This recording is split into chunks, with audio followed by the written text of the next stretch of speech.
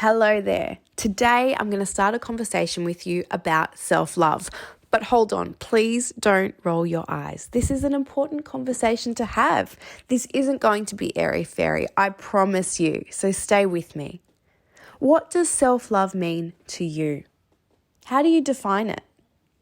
Today, I'm going to explore and share where I'm at with my own working definition of self-love and the way that I'm currently experiencing my relationship with self. And then I'll also share some of the ways that you might like to try to turn the heat up on the love that you feel within yourself for yourself. My hope for this conversation is that it will help you in feeling like self-love is less of that airy-fairy concept and more like something you can see yourself practically applying to your life. I'm a woman that has spent the majority of her life being really hard on herself. I believed it served me to be that way, that my expectations and my self-talk was the driving force behind everything I had achieved. I've had to do a lot of work to disassociate from that way of thinking and being, because what I learned was that it also cultivated people-pleasing tendencies within me and left the door wide open for people to walk into my life and wipe their feet on the worthiness I allowed myself to feel. It was the concept of radical acceptance that helped me to wake up to a lot of the ways that I was actually damaging myself and making my perspective on relationships kind of blurry. Radical acceptance teaches us that love is not conditional. We talk about loving someone or something unconditionally, but I don't think we truly take the time to unpack and understand what we mean when we say that. And without a conscious effort, it's unlikely that we ever actually offer love without condition to ourselves. Self-love offers us the opportunity to learn to accept ourselves and love ourselves right here, right now. Even if there are things you are trying to let go of or shift, or there are things that you are working towards, self-love offers you the opportunity to accept and love yourself completely for everything you are and the person that you are right now, today. It's not about loving the vision that you have for yourself. It's about loving who you are in this moment. It's also about loving who you have been, your past self. And this leads me very nicely into the next component of self-love, forgiveness. This is something I've become very passionate about exploring, talking about, and teaching in the last few years because it was a very necessary piece of my own self-love puzzle.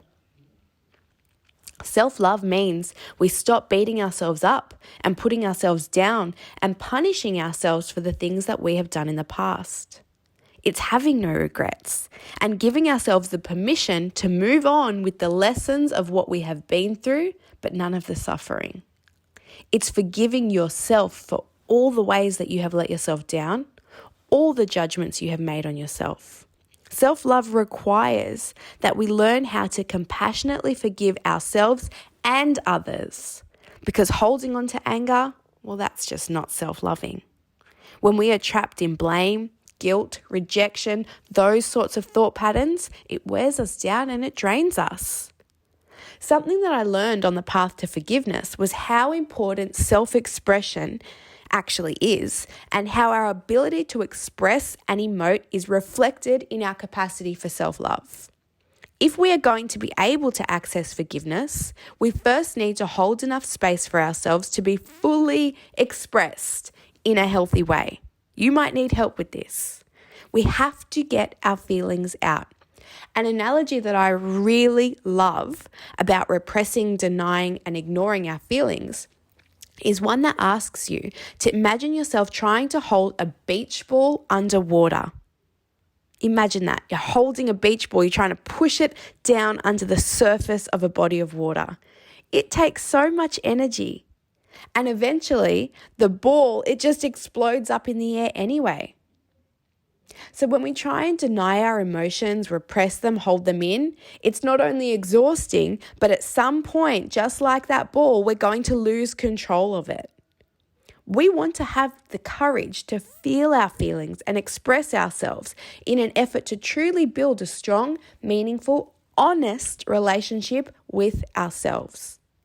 Self-love is also actually speaking your truth and expressing what you need to say with compassion, kindness, and truth. Self-love is also about creativity because we are all creative in our own way. We might not be artists, I sure as hell am not, but we all benefit from creative expression of some kind. Self-love is largely about our own self-talk. What's your self-talk like? A common question in self-development, because it is so simple and so profound, is if you spoke to your friends the way that you speak to yourself, would you have many friends? Consider your self-talk. Consider the way that you speak to yourself and ask yourself if you would speak to a friend in that way. It is so powerful to think about that. Self-love is also about self-care. It is important to know that they're not the same thing. Self-love and self-care are very different things. We need to constantly keep our self-care tank full because it impacts us in all ways, always, whether we like to admit that or not. So the daily rituals we are going to create are mostly about making decisions and declarations about the ways we will care for ourselves so that we are not running on empty. Self-love requires us to get more comfortable with self-acknowledgement. You don't have to be arrogant to be proud of yourself. You can be proud of yourself for any little thing, for having courage, for speaking up, for showing kindness. Or you can be proud of yourself for no real reason at all. Just feeling good within yourself, smiling at yourself when you catch your reflection in the mirror. That's the kind of acknowledgement you need to give to yourself daily. You can be your own best friend when you build integrity within yourself, when you are loving to yourself, when you make it safe to spend time with yourself, when you learn how to actually enjoy your own company. Self-love absolutely also means creating juicy moments of pleasure with yourself, whatever that means to you. For me, it's chocolate and playlists full of 90s music.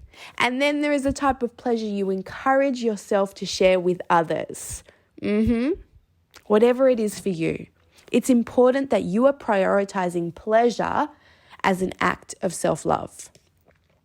What's most important for me to communicate with you today in this conversation is the way to start looking at self-love. And I'm hoping that for you right now, I can offer you a different perspective.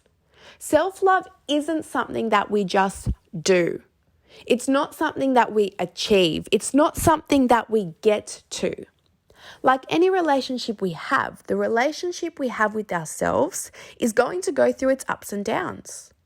But what we can choose to remember is that we actually have more control over the relationship we have with ourselves than the relationship we have with anybody else. So that means we can give ourselves permission to be okay with the fact that we are not always going to be in a state of bliss with ourselves. We too are going to go through ups and downs with ourselves. Just like relationships have challenges that make them stronger, you will have inner conflict or challenges that will help you to fortify the relationship you have with yourself. There will be days that you judge yourself, make shitty choices, sabotage yourself, speak harshly to yourself. And you know what? That's okay. A big part of self-love is how you are with yourself during those really hard times. I recently heard a teacher drawing a parallel between self-love and meditation, and I thought it was brilliant. Meditation is something people sometimes have a really hard time coming to because they misunderstand the intention and they think the aim is to have no thoughts whatsoever. And for some people, I guess that might happen, but for most of us, meditation is about the practice of seeing the mind drift away, noticing our thoughts drifting, and just bringing ourselves back to the present moment. And doing that again and again, being with ourselves, noticing our mind, seeing our thoughts, they're drifting away, bringing ourselves back to the now, and doing that again and again. We can relate this to the way we could approach self-love. Because there is a misunderstanding when it comes to self-love that we should unconditionally love ourselves at all time with no judgment. Our self-care tank should be full all the time, and we should just be this really present, conscious, and loving person in a loving space all day, every day. Come on. That shit just isn't human. We are flawed, and that's cool. So just like meditation is about having a thought and coming back to the present moment, self-love is the practice of observing yourself when you are not in alignment with loving yourself and gently bringing yourself back to love. What is not helpful is to be hard on ourselves or beating ourselves up or telling ourselves we aren't good enough and telling ourselves we are suffering because we can't love ourselves right. There is no right way to love ourselves. There is no sense of achievement in this. There is nothing to obtain. Self-love isn't a goal. Self-love is a practice. It is a relationship with you and you. It's true, the more you can align yourself to love, the more likely it is you will attract more love into your life. But please be gentle and kind with yourself. Have patience for yourself as you establish your own practices. Treat yourself with the same tenderness that you would offer to someone that you love. See self-love as a practice that you are developing, that you are committed to, that you have patience for. I can't wait to hear what you have heard in this for yourself today.